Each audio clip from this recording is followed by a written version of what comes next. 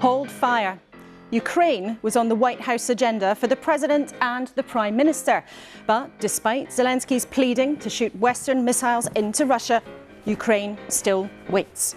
The Foreign Secretary, fresh from those talks, David Lamy, will join us live this morning. Here he is, alongside James Cleverly, who was the Foreign Secretary and the Home Secretary, but now wants another job to be the next Tory leader. Welcome to you both. David Lamy, an incredibly intense time for you in what's still a new job. Yes, it was very important to be with Tony Blinken in Ukraine, of course, for discussions with Zelensky, and then on to the White House with Biden, with the Prime Minister. So it's been a big week, an important week. And we'll talk to you about that later. But any tips for what it's like being Foreign Secretary, juggling such a range of difficult dilemmas? Well, look, this is a very intense time. I think it's right that David and the Prime Minister went to the US. Our relationship with them is absolutely key and must be maintained at all costs. Okay, well, we'll look forward to talking to both of you a bit later in the show. But roll up, roll up. It is conference season again. Ed Davey will join us, hopefully not on a jet ski, but there he is. He's joining us live later from the Lib Dem Jamboree in Brighton. And Bond star Ben Whishaw, the voice of Paddington, on his new show, the one that changed his life back when he was 18. Young people have all these questions, and there's so much that feels incredibly frightening about the world in a very raw way when you're young. And there's something this play goes right into. And with me at the desk for the next hour, Piers Morgan, broadcaster and journalist, General John McCall, the former Deputy Supreme Allied Commander of Europe at NATO, and Eva Santina Evans, the politics correspondent for the website Politics Joe.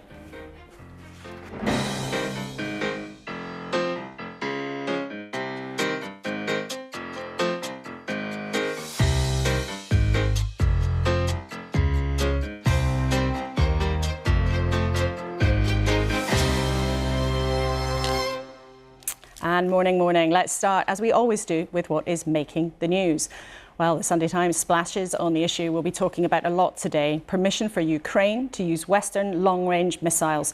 Tories urging the UK to say yes, even going it alone. It also breaks the story about the wealthy donor and Lady Victoria Starmer's dresses. More of that later as well. The Observer sticks on foreign affairs too, fears that Russia has shared nuclear secrets with Iran. The Express has more pain for pensioners over winter fuel allowance. And the Sunday People focuses on a call from Esther Jai, the murdered teenager Brianna's mum. She spoke so movingly to us here a few months ago, and she's now part of the call for mobile phones to be banned in schools. And on the BBC, sad breaking news this morning. Several people are dead after attempting to cross the English Channel. So lots and lots of news this morning, but we are going to focus at the beginning of the programme on what's happening in Ukraine. Now, General, you've served all over the world. You had a very senior job at NATO, the Defence Alliance. What difference would being allowed to use long-range missiles being fired into Russia, would that make to Ukraine, do you think? Well, firstly, I think the weekend's been disappointing. I think at the end of the weekend, President Putin will be encouraged and emboldened, and President Zelensky will be disappointed. So I think that's a negative outcome. However, in terms of the Storm Shadow missile, I think it would have a limited effect. It is a tactical outcome. And in terms of a long-term campaign, the war as a whole, I don't think it would have a dramatic impact. So it needs to be put in that context. However, I also hope that the conversation will continue and in due course permission will be given. What do you think about this, Piers? Because it's not just about the military outcomes, is it? It is about, as John said, that support from the West, and that's, I suppose, what I suggest why you say it's disappointing. Look, we've got to work out who we want to win, or rather, who do we not want to lose? Do we want Vladimir Putin, a ruthless, barbaric dictator, to illegally invade a sovereign European democratic country and take what he wants? And I don't think we do we? You know, and to those who want to just rush to allow Putin to keep what he's taken, I remind them of what Winston Churchill said about appeasement. An appeaser is someone who feeds the crocodile, hoping that you'll be the last one it eats. I think we're in danger, if we're not careful, of playing right into Putin's hands. And every time it looks like Ukraine gets some kind of advantage, Putin rattles his nuclear saber, And he keeps threatening this to everybody, and we all back off because we're fearful of him using nuclear weapons. And yet he hasn't done that. And I don't think he's ever going to do that. So I think we've got to stand up to this guy. It is a dangerous poker game, though, isn't it, Ava? And we've got a new Prime Minister who's spending a lot of time on foreign affairs already. What do you think the political calculation is for him? It's interesting, we've got former Tory Defence Secretaries today and Boris Johnson both saying Starmer should go it alone. But the problem is we're looking ahead to a November election in America, and we're looking ahead to potentially Trump in the White House. If Donald Trump is to get into the White House, and this conversation that we're having now about long-range missiles being allowed to be given over to Ukraine will not happen. It will cease to exist. And so Keir Starmer's got to get in there early. He's got to make this agreement now, and then that would mean it would be a lot more difficult for Trump to unpick that legislation if he is to ascend to the presidency. Okay. The trick is for Starmer, he's got to get in now with the Democrats or it's all over. Well, we will see. So in terms of President Trump, Piers, we will talk to you a lot about that later in the show. Do you think it's right that Trump actually would just wash his hands of Ukraine, as Ava suggested? I don't actually. I think he's being very cryptic about what he would do with Ukraine. He said he could resolve it in 24 hours. I think that's a stretch. But I think the thing about Trump, which was effective, as well as sometimes ineffective, but his effectiveness is his unpredictability. And also, he has a gigantic ego. Is he going to want the first thing that happens if he gets re-elected for Vladimir Putin to claim a victory over the West? I find that very unlikely. OK, politicians with egos, whatever next. All three will be with you throughout the programme. Thank you for now. So let's get on then with the business in hand. That decision for the West. Should Ukraine be allowed to fire those long-range missiles supplied by its allies into Russia? As we've been hearing about, Putin has warned of nuclear consequences if the US and the UK say yes. It's a dangerous dilemma, but it's only one of a very long list for the new Foreign Secretary. David Lamy has already travelled to 9 countries in 10 weeks. A trip to Kyiv, there we can see him there this week before joining President Biden alongside the Prime Minister in talks at the White House. And welcome to you this morning as your first big interview with us as Foreign Secretary. Thank you. Before we get on to those very complicated issues, I want to ask you for your response about the news about several migrants being found who have died trying to cross the Channel. Is there more information that the government can share this morning at this stage? I know as much as you do. It's awful. It's a further loss of life. What I can say is actually before I left for Ukraine with Tony Blinken, I sat with the Prime Minister, the Home Secretary, the Attorney General and others at the National Crime Agency, actually looking at the awful sort of rubber dinghies that people are coming across the Channel with. Many of them, of course, not able to make it in these contraptions, discussing how we go after those gangs in cooperation upstream with other European partners. And I know that the Prime Minister will be in Italy tomorrow with Prime Minister Meloni discussing these issues and the work that they've done, particularly with Albania. And then we can confirm now that 8 people have lost their lives. But what do you think the chances are of the UK following the kind of model that Italy has done by sending migrants that arrive illegally to Albania? Because it's had some success there. Do you have an appetite to follow that example? Well, they have a comprehensive scheme with Albania, understanding that that Balkans route, as well as the Channel and the southern Mediterranean, are routes with which migrants use. So, of course, because it's reduced the numbers, we are interested in discussing with Italy the schemes that they've developed, not just with Albania, but upstream schemes with Syria and Libya as well. Well, we'll see what happens in the next few days on that after the Prime Minister's meeting with Giorgia Meloni. Let's then turn to Ukraine. Now, you've said that Ukraine should get everything it needs to win. President Zelensky is very clear that that includes long-range missiles given by the Western allies being allowed to be fired into Russia. So should he have permission, you could do it now, to do that? Well, look, just to step back, it was hugely important for me to be there with Tony Blinken this week. This is the first visit that a US Secretary of State and a Foreign Secretary have made together for well over 15 years.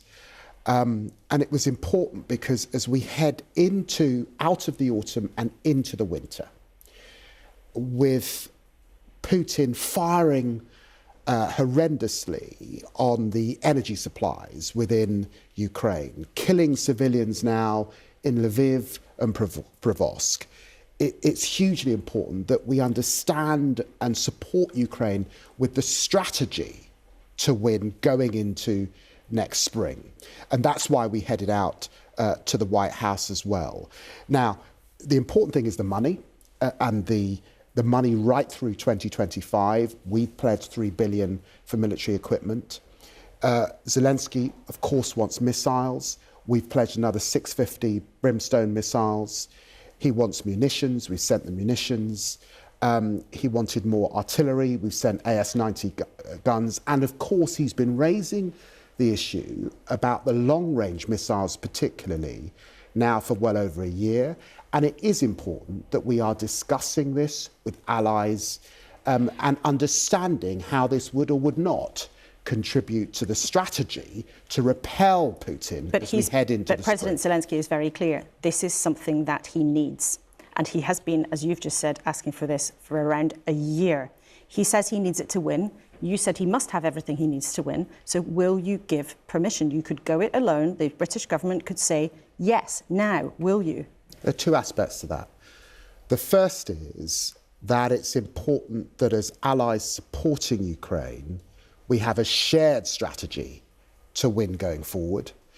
Now, we've been discussing this with the United States and with other key allies, but of course we head to the UN General Assembly, where we will all meet with Zelensky in just under 12 days' time. But the point here, Foreign Secretary, as we've heard from a former incredibly serious senior military man, General McCall, in the studio this morning, it is disappointing that the action hasn't been taken yet. We've heard it from President Zelensky himself. He wrote this week, "It is difficult to repeatedly hear we are working on this while Putin continues to burn down our towns and villages." Isn't the delay emboldening Putin? No war is won with any one weapon. That is the case. But this weapon might make a difference. And it's important that we support the Ukrainians to continue to repel Russia in the Black Sea.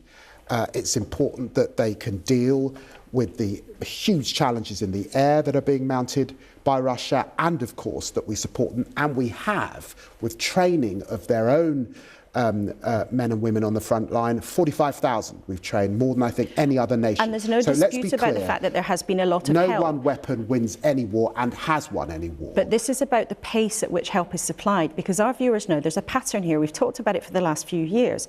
Zelensky asked for tanks in 2022. They arrived from the US in September 2023. Ukraine asked for missiles again in 2022. They arrived in April 24. He asked for fighter jets early last year. He got them last month. And for all that pace is going, perhaps I can understand, as you're saying, you want to work with allies and work it all through. But the pace of that has meant that the war has continued with terrible loss of life on both sides. And surely you must accept that that allows Putin to carry on as he sees fit. Well, because I was in the role as shadow spokesman on foreign affairs and I was in Ukraine prior to the war, let me say this also. Many said that Ukraine would last 3 days. And it's because of that combined support by the Allies that we have confounded those critics. Yes, many said that, and Putin said, don't give them tanks. We didn't listen to that. We have supported Ukraine with tanks. Don't give them UAVs. We supported Ukraine with missiles. They needed more shells. We're doing that as well. This request from Zelensky for long-range missiles is a long-standing request. He's been making it now for well over a year. What is important is that allies are able to come together with President Zelensky and the Ukrainians to assess what's needed now. And given the advances in Kursk, given the desire to keep Provosk, clearly Ukraine has taken back half of the territory that Russia took in the Donbass, again a major advance. We want to put Ukraine in the strongest position going forward. I can't tell you operationally on air what we will or won't do, and I particularly won't do that at a time when Russia is buying ballistic missiles from Iran and escalating further. But please understand this is under careful discussion with the Ukrainians as we assess what they need as they head into that winter. And there's so much we want to talk to you about as Foreign Secretary, but just before we move on, do you think Putin is lying when he threatens that there would be nuclear consequences if that request is granted? I think that what Putin's doing is throwing dust up into the air. There's a lot of bluster. That's his modus operandi. He threatens about tanks. He threatens about missiles. He threatens about nuclear weapons. And we cannot be blown off course by an imperialist fascist, effectively, that wants to move into countries willy-nilly. And if we let him with Ukraine, believe me, he will not stop there. You've already travelled to Israel twice, I believe, and the situation in the Middle East is a huge concern. No one can forget the horror of what happened to Israelis in October last year, nor can no one be unaffected by seeing the images of what's happened in Gaza. You have repeatedly called for a ceasefire. There's no sign of progress towards that. Do you believe there can be a ceasefire for as long as Benjamin Netanyahu is in charge in Israel? Well, look, let me repeat today my call that we need a ceasefire and it must happen now. I've been saying that since December. The reason I keep going back to the region and of course speaking to the Egyptian, the Qataris particularly have roots into Hamas, is to try and bring that about. Now, in discussion with President Biden and Tony Blinken, they believe that the deal is 90% there. 90%? It's there. This is a deal that can be accepted. But yes, you're absolutely right. In the end, it comes down to Bibi Netanyahu and it comes down to Sinwar. I have to say, the murder of those beautiful 6 young hostages at this stage was just devastating and awful.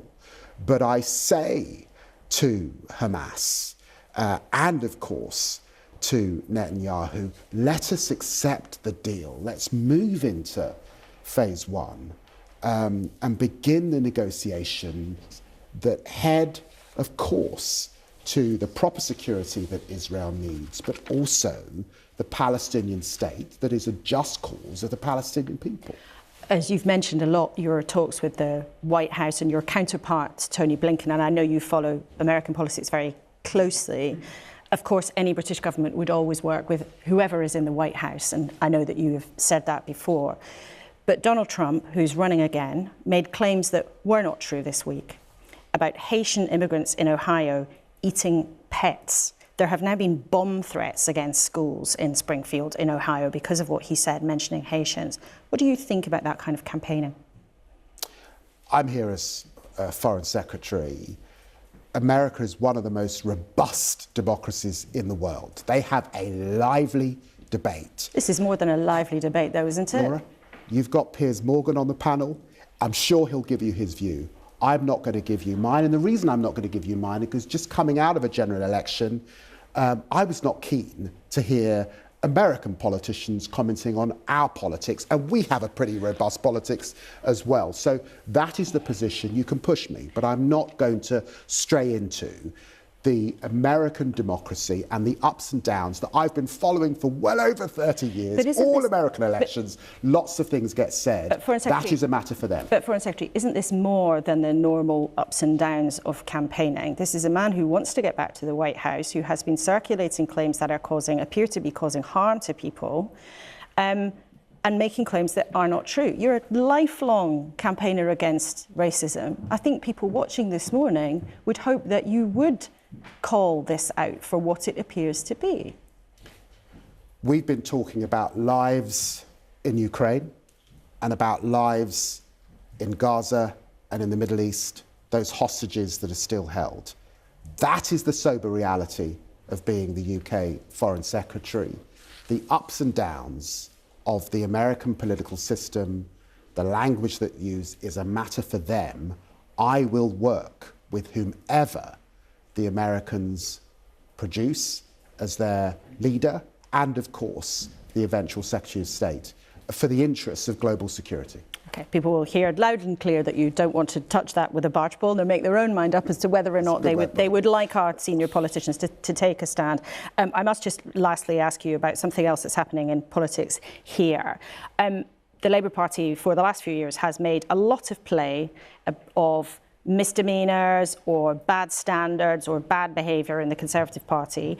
What are our viewers meant to think when they see that the Prime Minister didn't declare outfits that were given to his wife by a wealthy donor properly? What are they meant to think of that? Well, look, I would say to them that the Prime Minister did declare funds that he received from Lord Ali. He's then gone back to the Parliamentary Commissioner to further check details on some of those funds that have made their way to his wife. So he has done that and he is seeking to comply with the rules. So this is not an issue of transparency. He is attempting to be transparent. The truth is, in our system, I've just come back from the United States, where US presidents and First Ladies have a huge budget paid for by the taxpayer so that they look their best on behalf of the US people. We don't have that system over here. The truth is that successive prime ministers, unless you're a billionaire like the last one, do rely on donations, political donations, so they can look their best, both in the hope of representing the country if you're in the opposition, or indeed as Prime Minister. That's the situation. But with respect, the Starmers aren't exactly broke. I mean, he had big senior jobs, he's paid very well, paid very well as Prime Minister. I'm not suggesting the Prime Minister is broke, and of course we can have that debate. But the point is this, that successive Prime Ministers want to look their best, and their partners, for the country. That is what lies behind this. And Lord Ali is a long-standing peer. He's been in the House of Lords for well over 2 decades, and he's probably the most long-standing donor of the Labour Party. His politics are clear. Everyone knows him in Westminster, and he has, and we thank him for the work that he continues to do on behalf of our party. Okay, David Lamy, there's so much we'd like to talk to you about. I know you're going to China later in the year, so it'd be great, perhaps, when you go on that trip, if you come back and talk to us about that. But thank you very much indeed for coming in this morning and covering so much ground. Well, what did you think of what he had to say on all of those topics? You can email us as ever, kuenssberg@bbc.co.uk, or on social media, you can use the hashtag #BBCLauraK if you are that way inclined. So, Piers, what did you make of what he had to say about Ukraine? No decision yet. It seemed he was understanding of what President Zelensky's asked for, but still not willing to grant it. Well, let me congratulate Mr. Lamy on becoming so diplomatic. Now he's got his fancy new title, because he certainly didn't used to be, particularly when it came to Donald Trump. And I'll answer the question he wouldn't answer about Trump later. But he also didn't specifically answer your question about these long-range missiles. To me, there's a kind of moral inconsistency between saying, as a government, we should give Ukraine everything they need to finish the job, to win this war, and then to procrastinate and dither and delay over a particular type of weaponry, which President Zelensky says is essential to their ability to do that. So to me, if we're in this, we're in this. If we genuinely believe we should be upholding and defending freedom and democracy, as I believe we absolutely should, when a sovereign European democratic country is illegally invaded, we should give President Zelensky what he wants. John, how do our leaders stop the war going on in Ukraine forever? Because it's clear they are, in a bind. There's obviously a reluctance to do anything like put Western boots on the ground. There's always even a reluctance to supply extra weapons. But how do they bring it to an end? Well, I think the first thing is that they should not signal this kind of dither and dilemma. They need to be firm in the signals that they send. Interesting, the Foreign Secretary mentioned tanks. On that was a red line. We dithered. Eventually we gave them. Then there was the aircraft. It was a red line. We dithered, and eventually we gave it to them. Here we are again with missiles.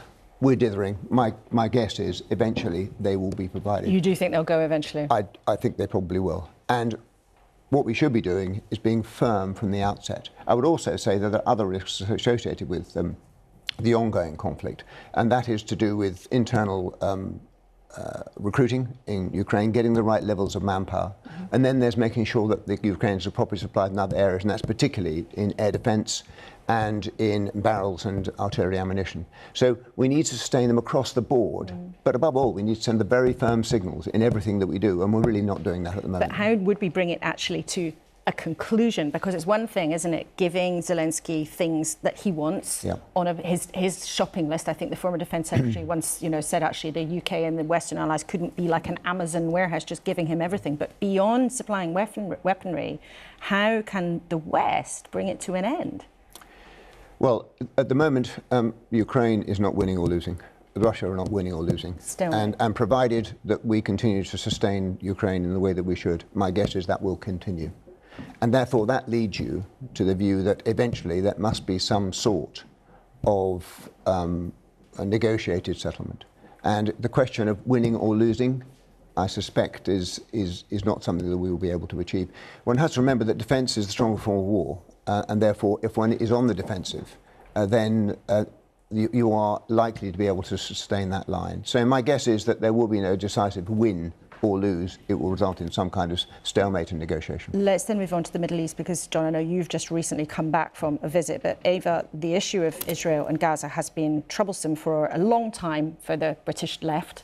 Since the government has moved in, they suspended some arms sales to Israel. But do you think this is still a tricky balance for the Labour government? Well, not even 10% of those arms export licences were.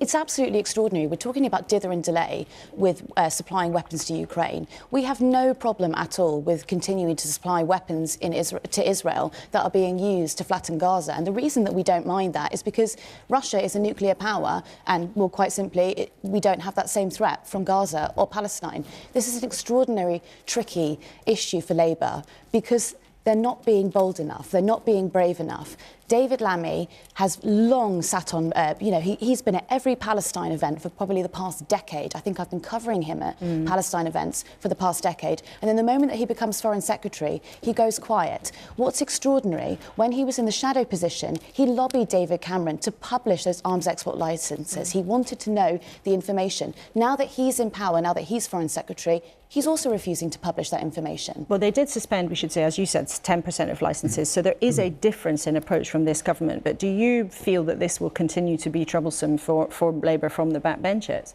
Well, I think it's tricky because they've had such a massive intake with new, 2024 MPs, and actually there's not that many left of the Socialist Campaign Group, and a lot of them are now actually suspended.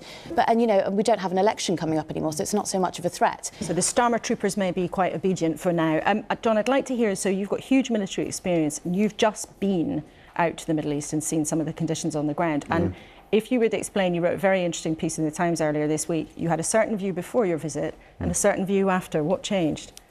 Some of my views changed. Just a bit of context, if I may. When we went out there, the first thing we did was visit the sites of the 7th of October massacre, one of the kibbutzes, and then we went to the site of the music festival. And we saw videos taken from Hamas fighters, terrorists, head cams, with heads being cut off with hoes and knives, women and children being murdered. We then went to speak to some of the parents of the hostages. We then went from there and had a briefing from the general who'd just come back from commanding all the forces in Gaza. And he described an environment, an operational environment, which I have never seen before. So in places like Fallujah back in 2004, we dealt with suicide bombers hiding behind civilian shields, booby traps everywhere. But the difference in Gaza is the extraordinary tunnel mechanisms that they have there. 200 kilometres discovered so far, potentially up to 500 kilometres underneath a piece of ground 25 miles by 7. And those tunnels are popping up either side of Israeli troops and behind them. And so an extraordinary complex environment and of course urban and one of the most built up areas in the world. And yet our viewers will think that, day after day, we see the images of appalling destruction, devastating loss of life going on and on. It is absolutely dreadful. However, that Hamas threat continues to exist just on the edge of Israeli homes. And there was no question that they had to go in and deal with that threat. Now, we then went from there to look at the way in which they were interpreting the rules of armed conflict, and the way in which they were trying to clear areas that they were having to go into. the way in which they were holding people to account for when they transgressed, for example, in the central World Kitchen attack where people were killed. And we then went into Rafah and spoke to people about it. So when we finished the trip, and I'll come to my conversation with Mr. Netanyahu, we said three things to him. First of all, there'll be tremendous scepticism about the way in which Israeli troops are conducting their operations. They must open up Gaza to the world's media to allow them to comment objectively on what's going on. Point one. Point two is they must have a political objective for military activity. Otherwise, it's just violence, and it leads to more violence, more hate. And the final thing that we said to him is that there must be a plan now. We learned this in Iraq. You must have a plan for the reconstruction of Gaza, and that needs to be on the table now. There needs to be holding conferences to gather funds and getting resources together so they can move straight in. Otherwise, the people who are displaced, the 2 million people who are displaced, will be sentenced to that for many years to come. Piers, I know you follow this incredibly closely as well. We heard there David Lamy reluctant to say that a ceasefire was impossible while Netanyahu is still in charge. But some people do believe that because of the political environment there. I think it is, sadly. I think Netanyahu has a lot of self-interest at play here.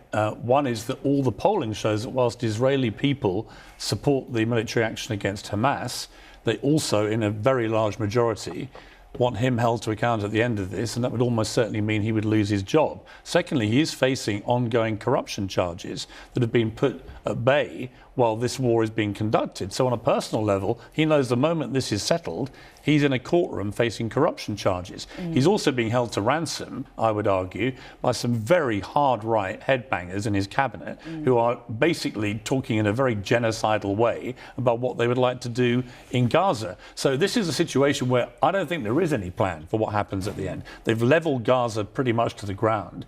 You've got 40,000 people have been killed, many of whom were Hamas, maybe 15 to 20,000, but 20,000 more civilians have been killed in the process. And, you know, remember about Gaza, which is different, I think, to anywhere else in the world. Half of the population are under 18. So you're talking about thousands and thousands of children being killed in a way that I've never seen at any conflict in the world. So this has to end. I don't think Netanyahu has the will. I don't think Hamas are interested in any peace with Israel. They are wedded to an existential demolition of everything that Israel stands for. So this is a very difficult situation. But I personally think it needs fresh leadership on the Israeli side. OK, well, we will talk to you a bit later in the programme about what happens with the American leadership, because I know the audience will be interested to hear your views on Trump. And I will answer the question that the Foreign Secretary refused to answer. And I have got that. I will write that down here in my notes and we'll hear it at the end of the show. Three of you, thank you very much for it now. Well, the election didn't just put Labour in charge, it changed the whole setup in Parliament. The Lib Dems became the third biggest party, nabbing dozens of seats from the Tories, ending up with 72 seats, their best ever result. Well, the leader's trademark during the election wasn't strategy, but stunts to grab the attention. And from the sight of him on a jet ski yesterday, there he is, Ed Davey, still in his wetsuit at the start of the party's conference in Brighton. There is no end to it all. But a drier Ed Davey is with us now. He joins us down the line from the party's conference in Brighton. Good morning to you, Sir Ed. Good morning, Laura. It's great to be on your programme. I wish you were here in sunny Brighton, and I've got my dry suit on today, so you're OK. OK, well, no wetsuits on Sunday mornings. You've pledged to be a constructive opposition, but does that mean you're not really going to challenge the Labour Party now they're in government because you're so busy having a go at the Tories? No, we absolutely will challenge the government where we disagree with them. We're going to be a better opposition than the Conservatives, who are so divided and going off to the right. What we're going to do is what we said to the British people during the general election. It's really important we keep the trust we built up. We're going to talk about the NHS and care. We're going to talk about sewage, the cost of living. And already the government's made two big mistakes in those three areas, at least. And we are holding them to account. So on the cost of living, they're withdrawing the winter fuel payment from millions of pensioners who are struggling when energy bills are going up by over 10% this winter. So they're making a mistake on the cost of living, and we're opposing them on that. We're worried that in the NHS debate, they're talking about reform before investment when we think there needs to be reform and investment. So we will hold them to account, but we will be different from the Conservatives, because being constructive means you have a different tone, or you don't do the Yahoo politics that I think people are sick of. And you also put your alternatives forward. So at the Prime Minister's questions just last week, when I was opposing the government's withdrawal of winter fuel payments, we were saying, yeah, there is a financial deficit left by the Tories. We agree with you on that. But there are other ways to deal with that problem, and we put them forward rather than punishing pensioners. But Labour has a majority of 167, and they've even suspended 8 MPs for daring to disagree with them on their own side. So you say you want to be heard and you will be listened to in a different way, but they don't have to listen to you. Can you admit that? Well, I think anyone who's been in British politics and is opposition and sees that size majority knows that you have to do opposition in a particular way to get heard. And I think the tone that we're adopting, we're avoiding the Yahoo politics, the fact that we aren't responsible for the mess created by the Conservatives, and the fact that we'll put forward ideas that we championed at the election, I think that gives a chance to get heard. And, you know, our record number of MPs, 72, the largest number for the Liberals or Liberal Democrats for over 100 years, they'll be champions for their local constituents. I said that at the election, we're going to have local champions, and they'll get their voice heard for the people who put their trust in them. But in having a different tone, which lots of our viewers might think, great, I'd like people to be constructive, can you actually get heard though? Will you be tough enough? And if we look at a practical example, when Rachel Reeves announced her review of public finances back in July, she cut entirely those proposals on social care that the Conservatives had, and I know how much you care about social care. Labour dropped it. And there's barely been a peep from your party. Surely if it had been a Tory government that would have dropped plans, you'd be absolutely going after them hammer and tongs. Laura, we actually have criticised the government for that, just as we criticise the Conservatives for doing the same thing. And what we've said is that in the October the 30th budget, we need to see a budget for the NHS and for care. And we're putting forward our ideas, which will include investment in social care. It's absolutely essential. You know, they talk about reform, and I think they're right to, but we've got to get the right type of reform. And we've argued, and I think we're probably the only party arguing it with this intensity, that social care is a critical part, the most important part of that reform. I don't believe you can sort out some of the problems in our hospitals where people can't get discharged, where people keep going back, and there's a revolving door, unless you sort out social care. And that means, you know, better care homes, more care staff, better domiciliary care services, paying care workers more. As you know, we set that out in our election campaign, and we're going to be banging the drum for care and carers and social care, because we think that's the only way you can save our NHS. And many viewers might like the idea of that, but it costs a lot of money. And we've looked at the figures behind one of your main proposals, which is to provide free personal care in England in a similar way to how it's provided in Scotland. But you say it would cost 2.7 billion, but experts we've checked with say it'd be more like 6 or 7 billion. So now you're a bigger party, you want to be seen as a more influential outfit. Do you have to have a closer look at your own numbers? Because from what we've seen, they don't look like they quite add up. No, we had this debate actually in the election. We showed that our numbers actually are the right ones. I'm very happy to talk to the people who did your workings and show them our workings. First of all, there is some money already in the government pot. We were including that because that can be used for part of this work. And secondly, if you look at a lot of the analysis, if you do free personal care, it saves the NHS by the end of this decade over £3 billion a year because it frees up the NHS. And it's so much cheaper to look after people in care homes or in their own homes in the way we're proposing. So our numbers are very robust, actually. Really happy to have that debate with the government yourselves, because this is so important. I can't stress enough. When I go to my local hospital in Kingston, really well-run hospital, fantastic care, great staff, their biggest challenge is that they can't find places for the people that they've treated. They have elderly patients, disabled patients who shouldn't be in hospital, but they can't go to a care home or into their own homes because the care package isn't there. And what is so crazy about this and why it does need reform is it's way more expensive to keep people in hospital. It's not good for them or their families. So our reform proposals are, you know, I can take to my constituency and many other hospitals and communities across the country. Our reform proposals are the right ones. And we've been talking about and arguing for them. And what really upsets me, Laura, is we actually managed to legislate for a lot of our reforms in 2014 in the Carers Act. And the Conservatives said that they were going to back it. And then when they were by themselves after the 2015 general election, they junked it totally.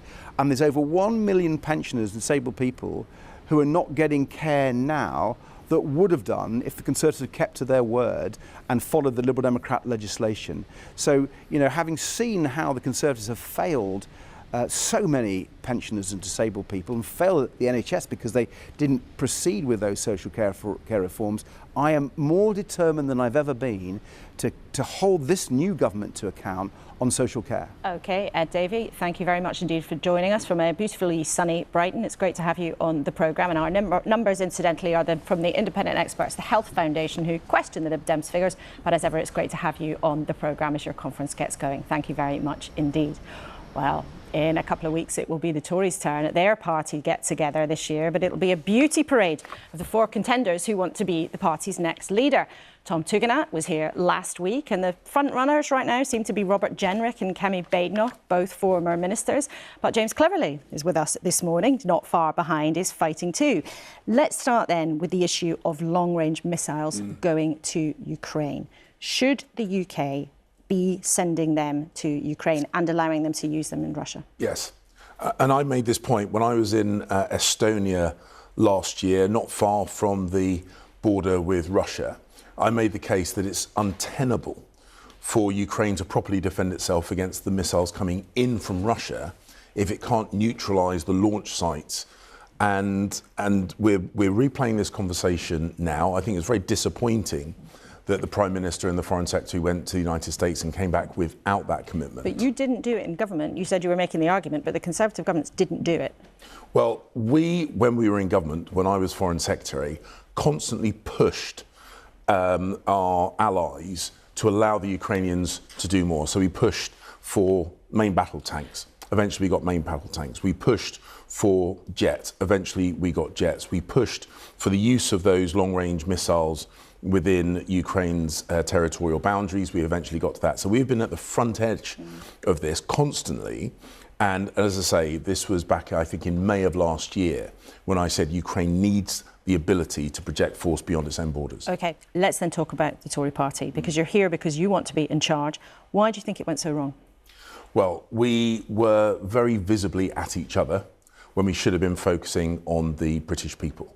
And through the summer, I've been making it very clear to the associations and the members that I've been speaking to that under my leadership, we would do things fundamentally differently. We would make it clear that our service is for the British people.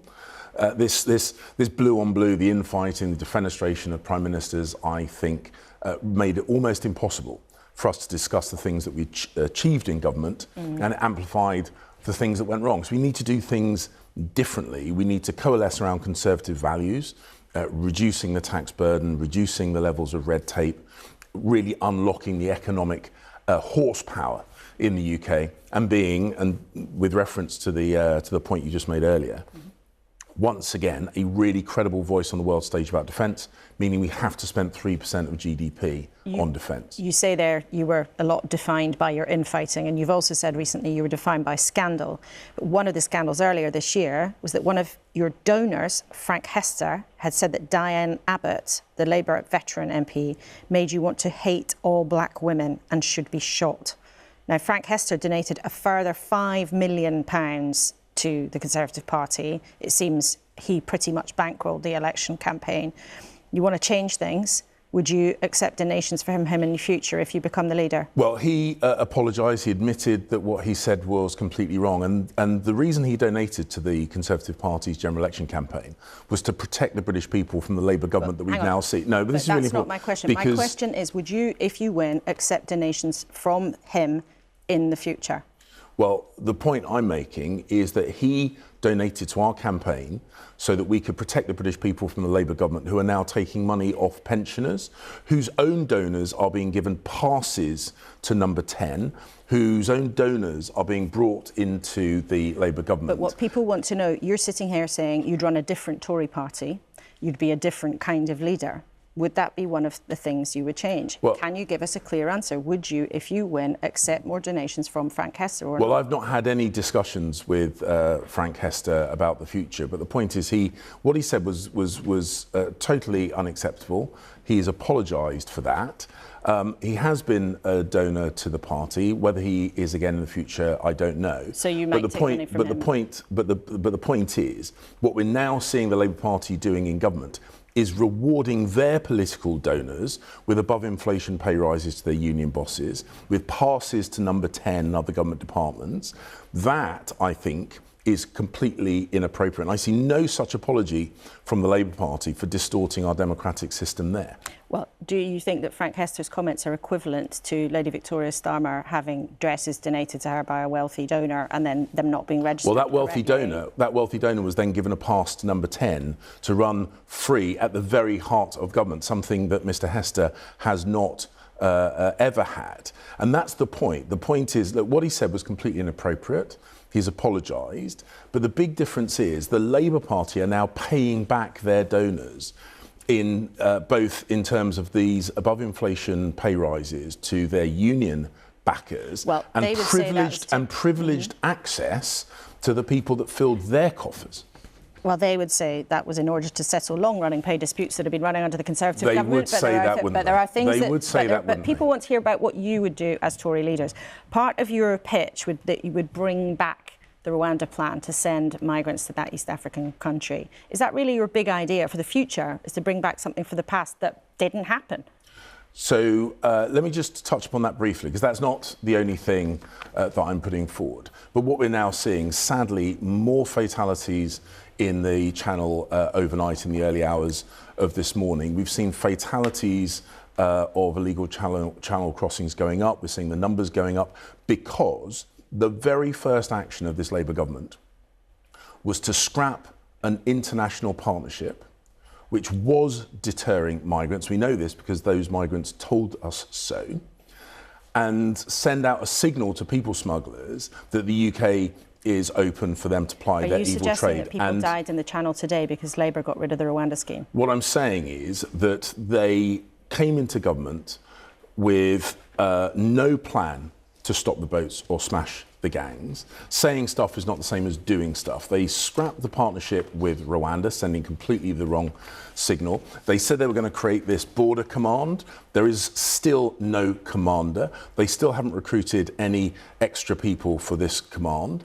They have put into question the credibility of the National Crime Agency's work. But you're here pitching, for the job as Tory leader, and there's a lot that we would have loved to talk about, but we're almost out of time. But I do want to ask you the question. We asked Tom Tugendhat, who's also vying for the job last week, in one word, what's the most conservative thing about you? So you can't define conservatism in one word. But the point I'm making, which had we not spent quite so much time talking about Rwanda, I think would be key, is we've got to rebalance the relationship between the state and the British people. The OBR's projections suggest that on the current Labour trajectory, taxes would need to go through the roof, exactly as we predicted at the general election. We have to do things differently, have to have a smaller, better state and reduce the tax burden on the British people. So give me 2 words then. Smaller state, maybe? I think that's what I'm hearing. Worth a go. But a smaller and more agile state and a lower tax base for the a lower tax take from the British people. OK, James Cleverly, great to have you with us in the studio. As ever, thanks very much for your time this morning. Well, now for something completely different. James Bond's Q, Paddington's voice, the Dr. Adam in the huge TV show This Is Gonna Hurt. Ben Whishaw's been on our cinema screens and in our living rooms in so many different roles, and he's often described as one of the best British actors right now. But he's taking on the theatre classic Waiting for Godot, a play everyone's heard of, but how many really understand? I met Ben and his co-star, Lucian Msamati. So why do they think that the show matters right now? Doing the play now in 2024, post-COVID, lands very differently. I think all of us, in a way, most of us at least, can relate to waiting, because that's what we did during lockdown. Ben, it was this play, as I understand it, that actually made, to a great extent, you want to be an actor. Yeah, it was. It had such a profound impact on me that I changed my direction, I guess, in my life. And that's why I really feel very passionately I would love for young people to come see our production. I do think it is a play that speaks to young people somehow. It spoke to me anyway. Why do you think that is? I think that young people have all these questions, and there's so much that feels incredibly frightening about the world in a very raw way when you're young. And there's something this play goes right into about those things, unashamedly. Although it's a play that's quite bleak, there's something just in having those things, giving those things space. It feels strangely hopeful also. Yes. You've both got other exciting projects coming up. Lucian, you are playing the Prime Minister's right-hand man in a new drama called The Choice. Yes. Now, our audience takes a keen interest in the kind of things that go on in Westminster, all the shenanigans and power struggles. What did you learn about that place? Well, I learnt that there is a team behind the team, and that sometimes if we all knew how the sausage was actually made, we might not invest so heavily in the sausage. We might question the sourcing of the ingredients, and we might demand a different sausage. We might all become vegans. I think I'll get off that junction now. Do you think politicians are actors? And if so, are they any good at it? Good acting is about telling the truth. And I'll leave it at that. That's an excellent dramatic pause. Ben, audiences will see you as Vladimir, but lots of people watching also know you for all sorts of different reasons. They know you for Q in the Bond films, and they also know you as the voice in Paddington. Yes. Thank you for using PhotoMe. Thank you for having me. Please note that headwear is not permitted. It has been a massive smash, and the new film Paddington in Peru is coming. But I have to ask you, can you promise kids of all ages that we will find out in the new film what really happened to Aunt Lucy? Yes. Can you tell us what it is? No, absolutely cannot tell you. But you will find out. You will find out. And it's, I think it's a really beautiful film. I'm really excited for people to see it. It's gorgeous. And alongside that, people always want to know whether or not there will be another Bond project that you will take part in. I don't think I'm going to be in the next one. I think they're going to start all over again and, you know, with a new cast, a completely new cast. I think. That's my hunch. But I don't know. I have no idea. Would you like to do it again? I'd do it if they asked me. I think it might need a kind of, you know, new lease of life and a whole new group of people. I think it could be good for it. But if they asked me, I would do it, of course, yeah. I just want to go back to something you both mentioned about the play, and you're both very clear that you want young people to come and see it. And in a world of glossy box sets and information being blasted at us everywhere, you know, on social media or Instagram, you know, some actors worry about people looking at their phones during performances. They worry about people's ability to focus on theatre. What do you think about that, Lucian? One of the great losses, again I refer to lockdown, was that we lost human connection.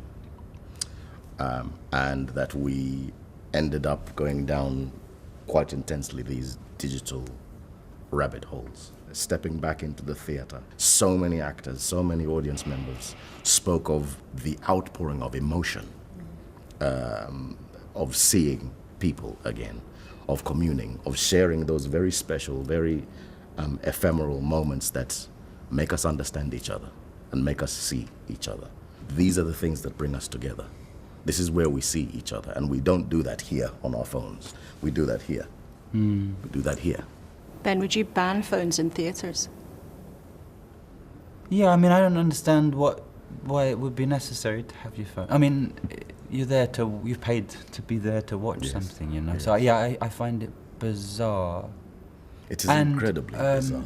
Because it's such a beautiful thing if you give yourself over to that experience. And although it may be uncomfortable because we're used to checking this damn thing all the time, I think there's a deeper pleasure to be got. You've told us about how this was the play that really led you to become an actor. What do you think your 18-year-old self would think of you walking on to this prestigious stage in this prestigious role?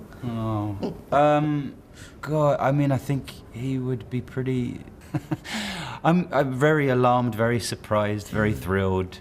kind of hard to believe. I mean, really, truly very hard to believe. I feel very lucky, very privileged to be with this beautiful man and actor. I mean, it really is an amazing privilege to have a crack at this play. Yes. I don't think I would have believed it would happen, to be honest, when I was that age. Be careful what you wish for. Well, long may it continue, and wish all the very best with the production. Lucian Msamati and Ben Whishaw, thank you so much for talking to us today. Thank you very much. Thank you. Well, it was a huge pleasure to meet the two of them. But as promised, we said we'd talk about Trump's bid to get back to the White House. Now, there was a huge event this week, Piers, with the debate where Kamala Harris seemed to absolutely take the upper hand. What do you think is going on? Has the balance shifted? I think it's unbelievably tight, as the last two were. And I think in the end, there'll be a lot of noise about national polling and all the rest of it. Just look at the polling in the three swing states that really matter: Wisconsin, Pennsylvania, and Michigan. It comes down to those. It may come down to tens of thousands of votes again. On those, I think it's still Trump's election to lose, despite the fact that he indisputably lost the debate this week, because Kamala Harris played him at his own game. She fed his narcissism. She drew him into saying some crazy stuff. She was prosecutorial in her style with him, and she was certainly more impressive than a lot of people thought she might be. She held up to the Donald. So I think it's definitely wide open. Anyone who thinks they know what's going to happen in a race where we've seen an assassination attempt on one of the candidates, we've seen the other candidate pull out, we've seen another incredible debate. I think they're for the birds. Anything could happen. And what about that comment that Donald Trump made? I mean, you said she lured him into saying some crazy things. He spread completely untrue claims about immigrants, Haitians, eating animals. Now, David Lamy didn't want to answer it. What would your answer have been? Completely outrageous and wrong to say that. There's no substantial evidence to support anything that he said about Haitians eating pets. They're trying very hard to find some retrospectively, but that story was debunked before he even said it. But the worst for Trump, he's become a bit of a laughingstock for saying it. The memes are exploding around the world, and that doesn't help him. Labour, Ava, will say now, of course they'd work with anybody, but David Lamy and other Labour politicians used to say very critical things about Trump. What do you think, Labour, and what are they saying privately about the prospect of Trump maybe being back in the White House? Well, they have quietly sided with the Democrats, because Labour's Deborah Mattinson, who was working with Labour throughout the election, has actually been in Washington this week, and she's been advising the Democrat campaign of how they can actually cut through, and they're advising Kamala Harris to focus more on cost of living and in those swing states to really to push through that message that actually the economy can grow under the Democrats and not under Trump. So tacit support there, even despite the official protestations. And just lastly to you, as a former deputy commander of NATO in Europe, who would you rather have as commander-in-chief in the White House, General? Well, I'll just qualify if I may with one answer, and that is that Trump's effect on NATO has been significant, particularly in terms of forcing nations to step up to the plate in terms of funding. So the idea is completely negative about NATO, I think, is unfound. However, to answer your specific question, I'd prefer somebody who I knew was reliable and whose judgment I thought was going to be something that could be reliable in the long term. Would that person be male or female, General? Well, you're the political commentator, Piers. Why don't you make your own mind? I think we can read into what he meant there. But we are out of time with you three. Thank you so much indeed for joining us today. Out of time to ask you whether or not you wanted to wish Prince Harry a happy birthday. I'd rather not bother with that, but I would much rather wish Arsenal a win in the North London derby. I can tell you the Prime Minister has a vested interest. He asked me last night, texted me, "Are you going?" Oh, so the Prime Minister's texting you, is he? Texted me to say, "Are you going to the big game?" Well, who said that politics was still a boys' game? And thank you all three very much indeed. And thank you, of course, for getting in touch. We know we love to hear from you. Well, on dresses, Theresa Longbourn says, for goodness sake, why are wives of Prime Ministers or any MP for that matter allowed to accept gifts from donors? Let's see what happens with that story in the next few days. Bob in Wiltshire, though, talks about Ukraine. He says, so while Ukraine waits amid political indecision, how many more innocent people are slaughtered? But Jonathan Evans takes a different view, saying Labour does not have the right to draw us into a war by allowing the Ukrainians to fire these long-range missiles into Russia. So you all at home understand that dilemma very clearly. Thank you to all our guests today, and of course, most of all, thank you to you for watching in a week when it became obvious that while our election was dominated by affairs at home, the early months of this government could be just as much shaped by events abroad. You can catch up, of course, on iPlayer, and our big interview with Keir Starmer last week is up there too if you missed it. I hope you join me and Paddy O'Connell on Sunday's newscast on BBC Sounds later. And of course, I look forward to seeing you next Sunday, same time, but at the Labour conference in Liverpool. We'll see you then.